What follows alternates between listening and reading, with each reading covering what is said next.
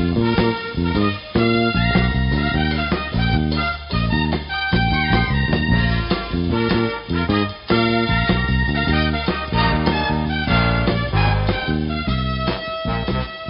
morning, Bucknutters.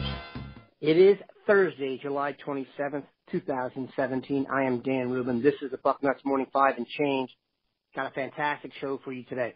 Fall practice has begun. It started this morning at about 6:30. We had multiple reporters there, including Dave Biddle and Steve Hellwagon.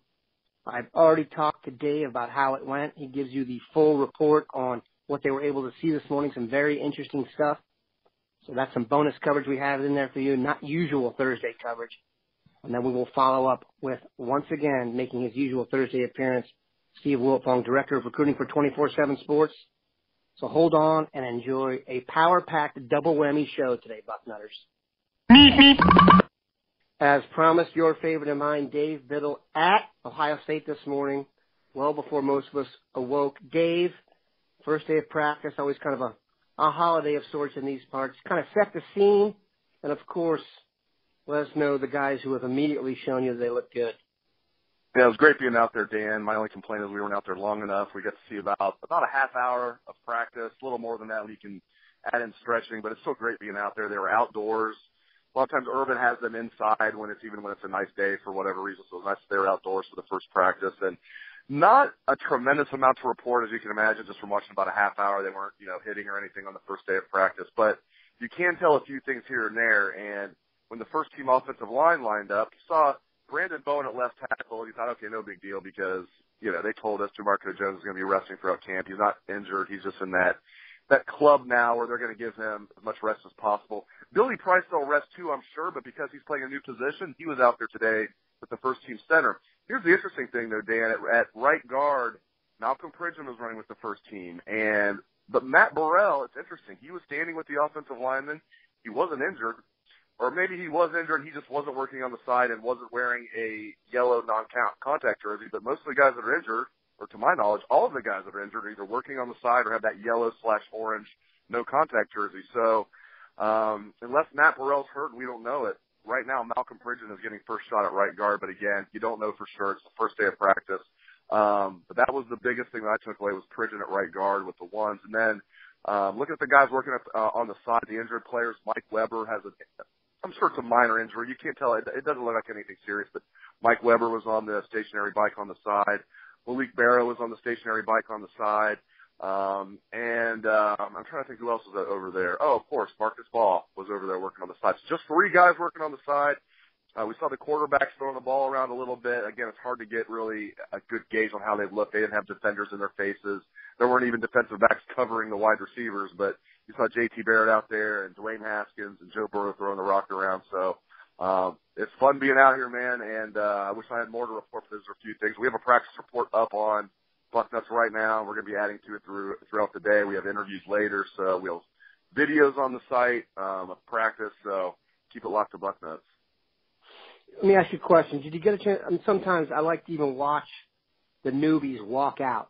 Anyone impress you? J.K. Dobbins is the guy I want to get a good look at. Some of the young offensive linemen, even on the walkout, just body type or anything like that. Anyone jump out among the press? Yeah, I'm glad you mentioned that because I need to add this to my practice report now that I think about it. Josh Myers, that's one. In fact, that's what I said to Pat and Steve. I was like, he passes the John Cooper look test, and we saw Josh Myers in the spring, but he just had, they're out there in pads, and he just looks the part. And we've heard throughout the summer that this is a guy that already is like a grown man in the weight room, and right now, as a run blocker, could be a Big Ten level starting guard, perhaps. He's active as a run blocker right now.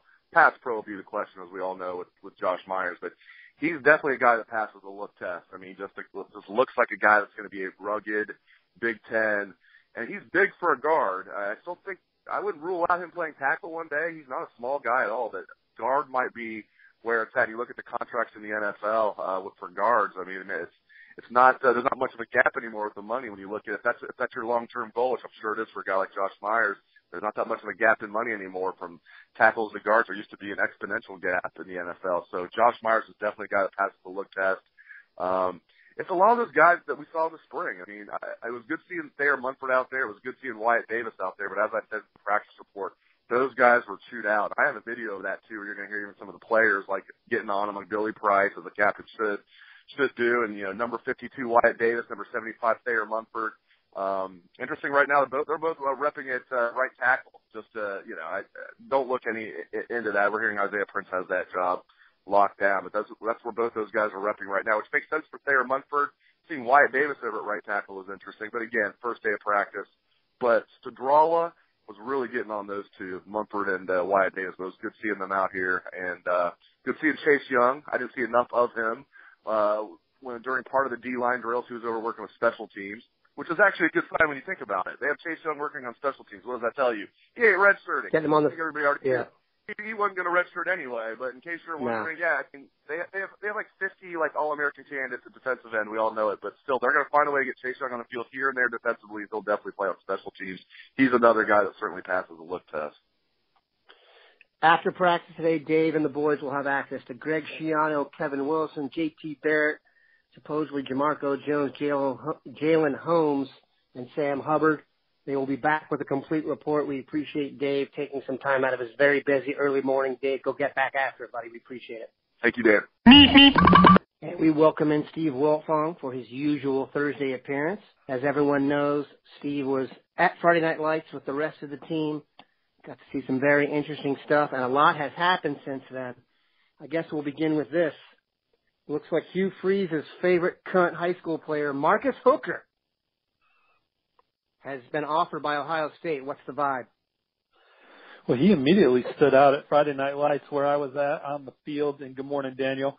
Where I was at on the field, Daniel, where I was at on the field, the DBs were right in the middle in front of us, and Marcus Hooker stood out right away with his physicality and his ability to move, his change of direction, quickness, how quickly he went through drills. He was an exciting guy and had a terrific camp.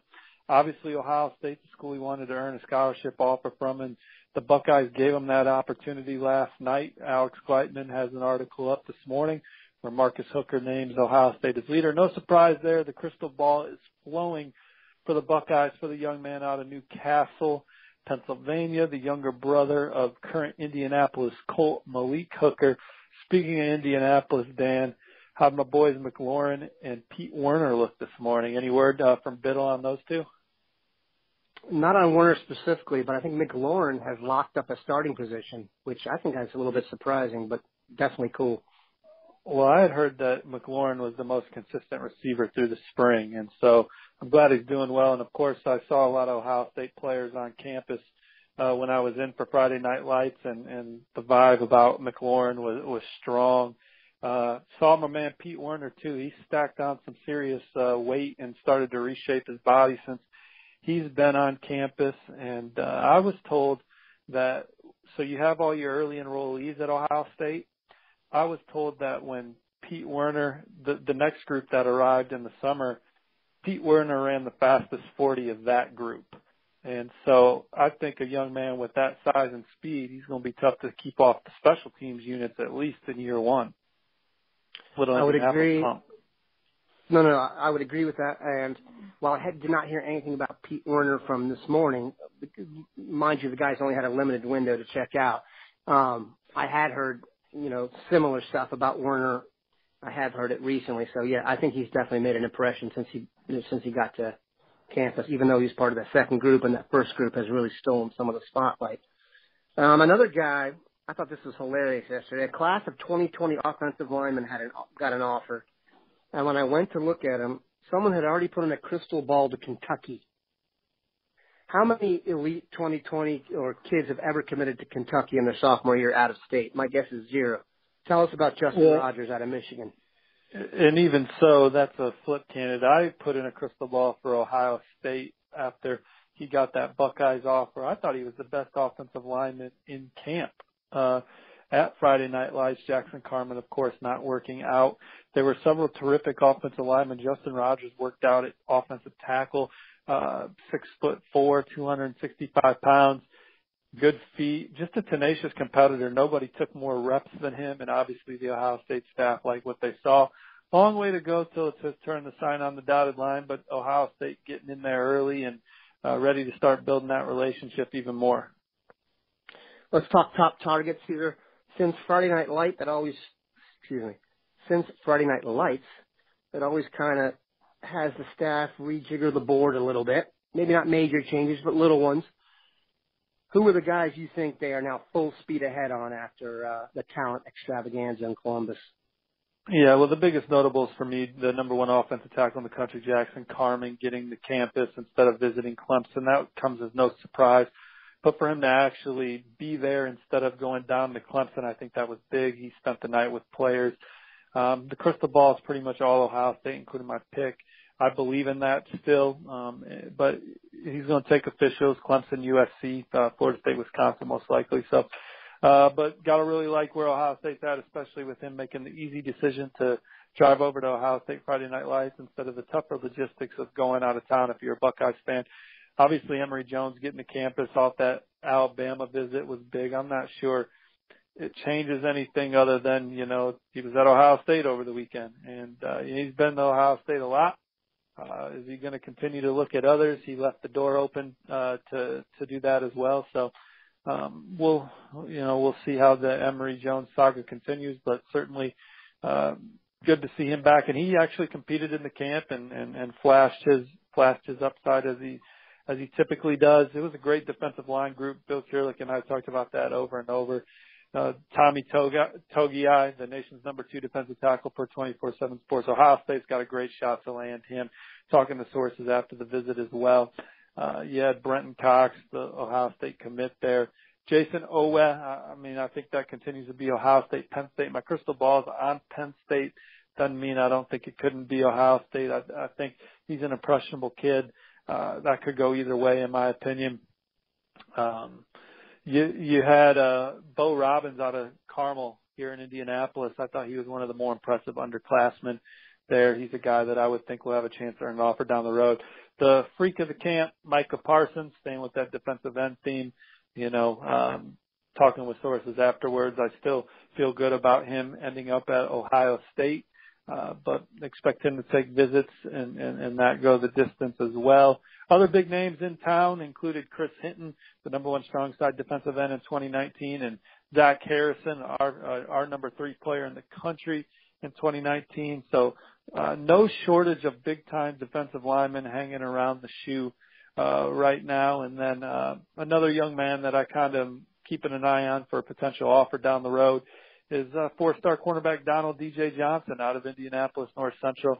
I thought him along with Hooker were the 2 standouts in the defensive back group. I actually thought Johnson flashed more, but maybe my eyes went to him more than the others.